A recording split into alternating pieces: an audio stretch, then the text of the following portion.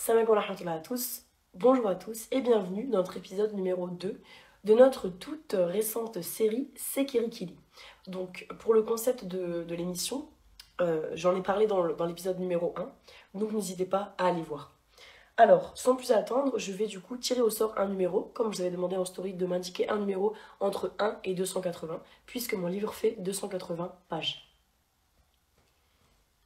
Alors je tire pas vraiment au sort, mais voilà, j'arrête le doigt à un moment donné, stop.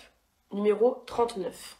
Donc, comme d'habitude, je prends mon ouvrage, le tome 1 du Nacre des Cœurs, qui est mon troisième livre, et je vais me rendre à la page numéro 39 et commencer la lecture après vous avoir évidemment contextualisé le passage, c'est mieux pour comprendre.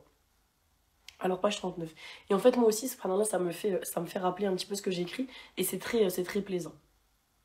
Voilà, donc là, le contexte de ce passage, donc Aziz, le personnage principal du tome 1, encore une fois du Nacre des Cœurs, se retrouve du coup à Bodrum, donc à la base il habite à Istanbul, et il est envoyé à Bodrum par ses parents pour aller travailler chez son oncle Yazid, afin en fait de tenter une nouvelle expérience, une nouvelle aventure, et puis de ramener aussi un peu d'argent à ses parents. Voilà, c'est très courant ce type de pratique, le fait qu'on envoie un peu les enfants travailler ailleurs, en sachant qu'ils nous renverront de l'argent, mais aussi pour qu'eux puissent s'émanciper et commencer d'autres aventures.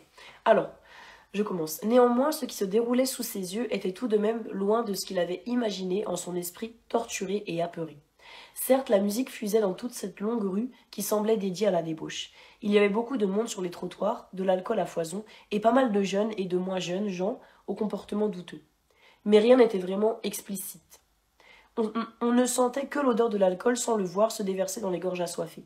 Les jeunes filles coulaient des regards entendus, sans pour autant tenter quoi que ce soit, et la musique, fusant de tous côtés, ne provenait d'aucun lieu précis. Aziz commença à se détendre et se dit que, quoi qu'il arrivait, on ne le forcerait à rien. La première halte fut dans un de ces bars à chicha, à la devanture blanche, faussement sobre, sur laquelle clignotaient des néons bleus. À première vue, rien à signaler. Puis quand Adnut poussa la porte ivoire aux vitres teintées, le son s'engouffra dans la rue.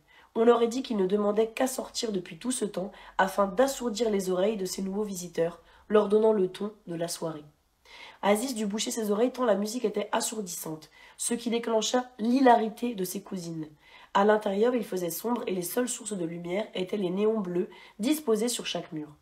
De longues banquettes en simili-cuir blanc s'étendaient dans l'intégralité de la pièce, devant lesquelles trônaient de petites tables basses, supportant des verres au contenu étrangement coloré. Jamais Aziz n'avait vu tant de fumée. Il se demandait sincèrement comment ses cousines faisaient pour avancer avec tant d'aisance au milieu de ce brouillard blanc et vaporeux. Elles se dirigèrent fissa vers un petit groupe d'hommes et de femmes attablés dans le fond de la pièce. Aziz ne put s'empêcher de remarquer que la grande majorité de la clientèle était constituée d'hommes qui, lorsqu'il passa devant eux, l'air déboussolé, lui jetèrent des regards étonnés, voire amusés. Aziz fut relégué en bout de banquette et cela lui convenait très bien. Après avoir salué sobrement les amis de ses cousines qui le présentèrent, un brin moqueuse, il tenta de se faire le plus petit possible. C'était peine perdue avec des cousines pareilles. Elles ne cessaient pas de l'inclure dans leurs conversations mondaines, auxquelles Aziz n'avait absolument rien à dire, et devant son silence hébété, en rajoutaient une couche.